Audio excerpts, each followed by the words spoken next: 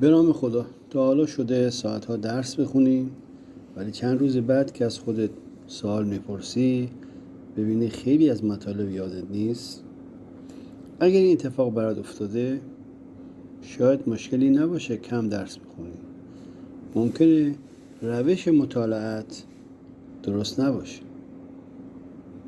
من عباس غفاری لشکناری هستم و در این کانال درباره مهارت مطالعه، یادگیری و مشاوره تحصیلی صحبت خواهم کرد.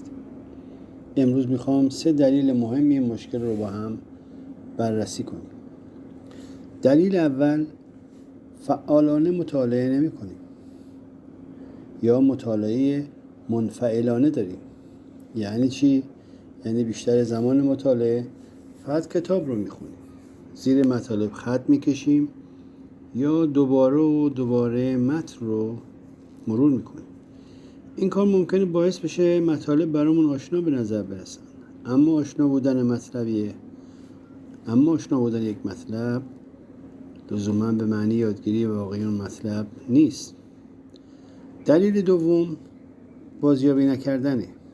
یعنی اینکه بعد از مطالعه خودمون رو مجبور نمی‌کنیم مطالب رو از حافظه بیرون بکشیم.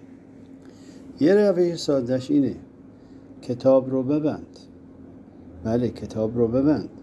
بعد از خودت بپرس چی خوندم؟ مهمترین نکته چی بود؟ اگه کسی ازم سوال کنه میتونم این مطلب رو توضیح بدم. همین کار ساده یعنی تمرین بازیابی. دلیل سوم، تحلیل نکردن اشتباهاته. تست زدن و یا خوندن بدون تحلیل کردنه. بعضی دانش آموزان تست میزنن، جواب رو نگاه میکنن و سریع میرن سراغ تست بعدی. اما سوال مهم اینه و سوالیه که باید از خودمون بپرسیم: چرا اشتباه کردم؟ آیا دانش کافی نداشتم؟ آیا صورت سوال رو خوب نخوندم؟ آیا بی‌دقتی کردم؟ یا روش حل رو بلد نبودم؟ وقتی دلیل اشتباه رو پیدا میکنیم، تست تبدیل میشه به یک ابزار یادگیری.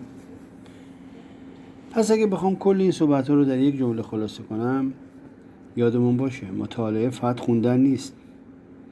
مطالعه یک چرخه است با آن عبارت این که مطالعه کنیم، کتاب رو ببندیم، مطالب رو از حافظه بازیابی کنیم و در آخر اشتباهات رو تحلیل کنیم. اگه به یادگیری بهتر و روش‌های علمی مطالعه علاقه داری، من رو دنبال کن. در ویدیوهای بعدی درباره تمرین بازیابی، برنامه‌ریزی درسی و اشتباهات رایج مطالعه بیشتر صحبت خواهیم کرد.